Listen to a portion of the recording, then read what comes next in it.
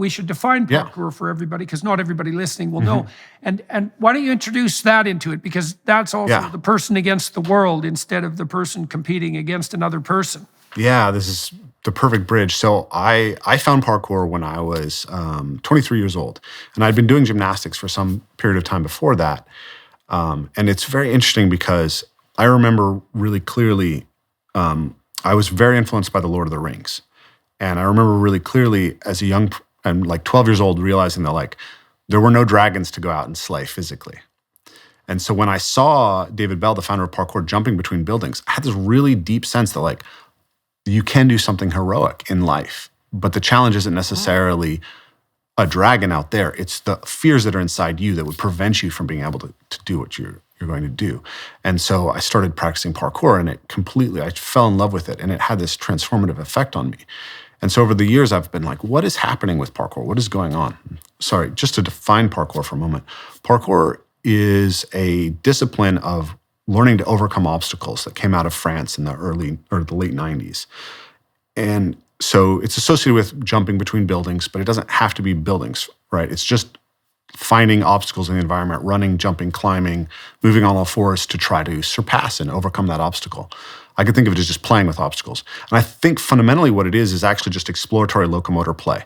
You've talked about the example of, again, the rat model, right? If you drop a rat into a new environment, it'll first freeze, and then it will explore the environment, but then it will actually play with the way in which it moves through its environment. It will add, variation to how it moves. And by doing so, it's actually mapping all the potential pathways in that environment and increasing its behavioral flexibility. Mapping the affordances and the obstacles, you bet, yeah. Exactly. So that's precisely what we're doing with parkour. And I think it's so interesting because we're literally mapping meaning into the world. What you develop when you start doing parkour is something called parkour vision. So you've been walking through the world for years, and you see a wall, and a wall just means a place you can't go in, right? But now all of a sudden, a wall means a place that you can run up, or a wall means a thing that you can flip off of, or do any number of different techniques. So that wall is now much richer for you. It literally is a source of reward to see a wall, because the relationship between the walls actually code movement that you can use. And right. And so that's how it maps meaning into the world. And then there's this sense that you're acting out the heroic archetype every time that you go out to do parkour, right? It is embodying that meta myth, because you'll be walking and you'll see a jump that calls to you. And that jump is it's undifferentiated. You don't yet know what you can do, and it has promise, right? Like if you do it, it's really cool, it's exciting. But if you fail, you might get hurt, right? And especially as you scale up your abilities, like the potential dangers can become very, very high. And so you get to play with and recognize what it's like to experience fear at a really deep level. And then you get to go through the physical process of, how does my body handle this fear? What do I need to prepare myself? And then how do I make the commitment and make the jump to the other side? Are you feeling overwhelmed by the craziness of the world around you? Do you find yourself constantly searching for peace and stability amidst the chaos? If so, then it might be time to start building a daily prayer routine. Join me and thousands of others on Hallow, the #1 Christian prayer app in the US. Download the app for free at hallow.com/Jordan. You can set prayer reminders and track your progress along the way. Not sure where to start? Check out Father Mike Schmitz's Bible in a Year, available on the Hallow app for brief daily Bible readings and reflections. Or pray alongside Mark Wahlberg, Jim Caviezel, and even some world-class athletes. With Hallow, you can customize a personal prayer plan that works for you. Listen anywhere you are with downloadable offline sessions. Get an exclusive 3-month free trial at hallow.com/Jordan. That's hallow.com/Jordan.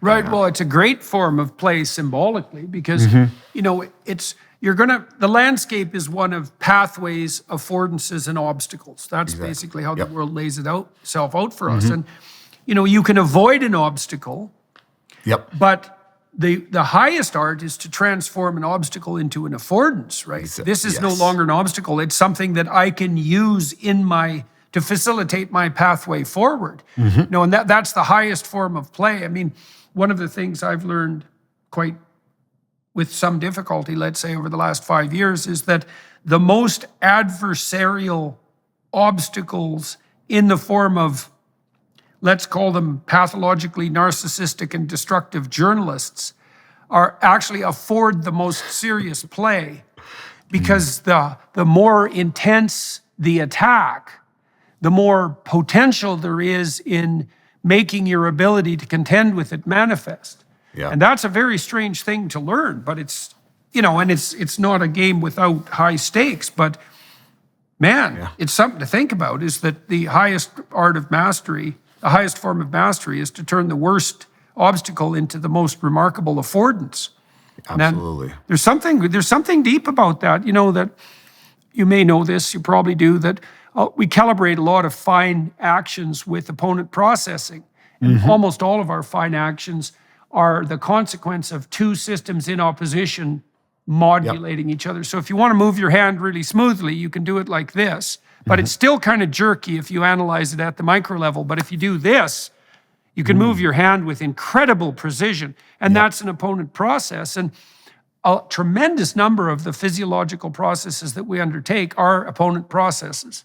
And, you have that opponent process dynamic within a marriage, and you have it within a debate, you have it within play. It seems to be a universal principle, the principle of properly balanced opponent processing. And you could think about that at the highest level, is the most fundamental obstacle might be the adversary that affords the most serious play. That's a revolutionary way to conceptualize the world. Yeah, that's I love that. That one, the most challenging adversary that you can handle, that affords you the capacity to play. That, I think, is really at the center of what provides that. I love the term allostasis, right? So we think that we're homeostasis, but we're actually in a continual process of development. And that continual process of development is always between these paired reciprocal opponent processing systems, right? So the parasympathetic nervous and the sympathetic nervous system. So as I was preparing for this discussion, I was listening to your last discussion with John Vervaeke and talking to him a little bit, and I was thinking about how those connections that I talked about, the fundamental connections that a practice has to offer, it has to integrate the self better, right? It has to integrate the self with the physical world better. It has to integrate the self with the things we can manipulate better, and with other social beings better, and then with this concept of the transcendent. All of those are also opponent processes. That's a full logos integration. Okay, yes. So why are they all opponent processing? Because you can split the self, right? You're a unity, but you're also a multiplicity. And when you can look at yourself, and you've talked about this, if you want to think deeply about something, you have to argue with yourself. You have to create two different dialogues in your head. So there's this fundamentally dialogical process, and you can embody that by just creating tension in your body between different systems and feeling how, these two things, now I'm playing that, and how I can grow with it.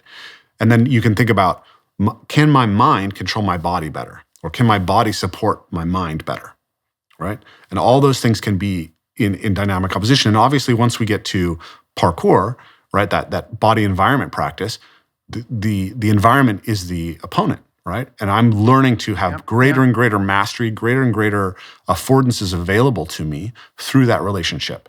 And then the same thing when I learn to throw and catch and swing objects, and then obviously do fine crafting things, which are kind of the developmental derivative of those basic play instincts to play with objects.